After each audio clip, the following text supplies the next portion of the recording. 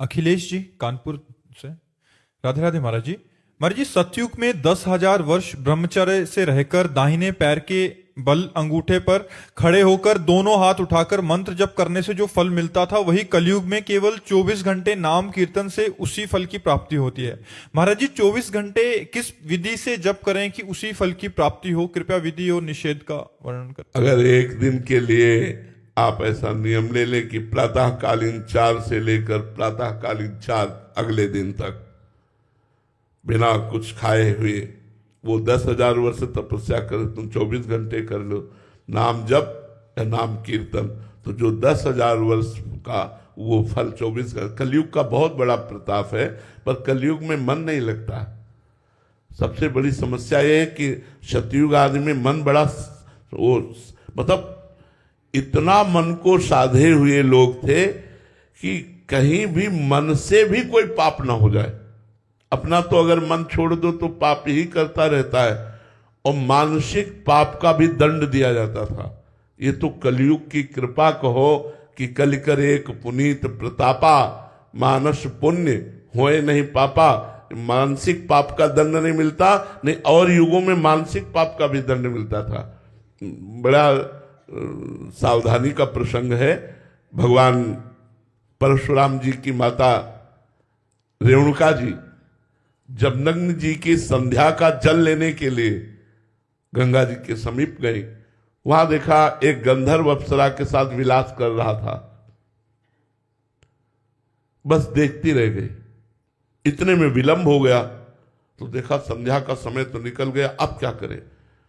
गई और सर झुका करके जल अर्पित किया। महर्षि जमदग्नि जी ने कहा विलंब का कारण, उन्होंने स्पष्ट कहा, मिथ्या भाषण नहीं किया। उन्होंने कहा गंधर्व अप्सरा के साथ केली कर रहा था, उसको देखने में हमारी रुचि हुई, इसलिए अपराध। एक पतिव्रता होकर दूसरे पुरुष के विलास को देखकर तुम्हारे मन में रुचि उत्पन्न हुई, इसलिए तुम दंडनीय हो, अपराधी हो, तुम्हें दंड मिलेगा। अपने पुत्रों से कहा उठो और इसका गला काट दो।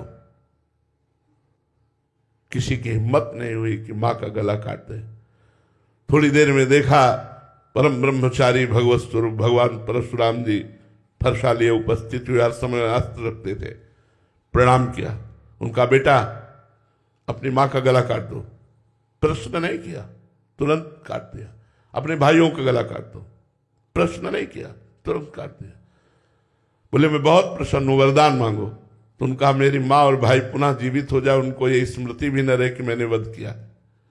सोचो, केवल गंधर्व और अप्सरा की केली को देखने का दंड दिया कि गला कटवा दिया। आज यहाँ क्या हालत है। भारत है ये धर्म भूमि है, ये ऋषियों की भूमि है। तो कलयुग में मन को समाहित करना बड़ा कठिन है।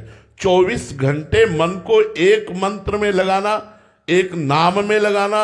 हम तो कहते हैं प्रयास करके देखो, बहुत अच्छी बात है। 24 घंटे न सही 10 घंटे तो लगेगा, आप लगा के देखो। प्रातःकालीन 4 बजे से अनुष्ठान लो। एक दिन भोजन नहीं पाएगा, जल नहीं पिएगा तो कोई मरेगा नहीं। 24 घंटे आज प्रातःकालीन 4 बजे से कल प्रातःकालीन 4 बजे तक मंत्रानुष्ठान। लघु शंका कराए, आचमन किया, पवित्र होकर फिर बैठ गए और जब करके देखो, आतंक मचा देगा। मन बड़ा बदमाश है, ये बड़ा बदमाश है।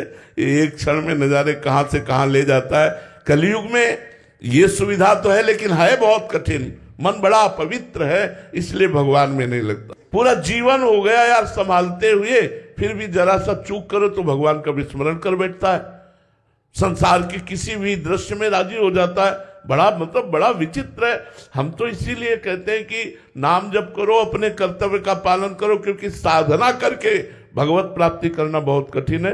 वो हम सब लोग देख रहे हैं, अपने लोग देख रहे हैं। आप उचित धर्म पूर्वक विषयों का सेवन करो, नाम जप करो, अपने कर्तव्य का पालन करो, इसी से भगवत प्राप्ति हो जाएगी।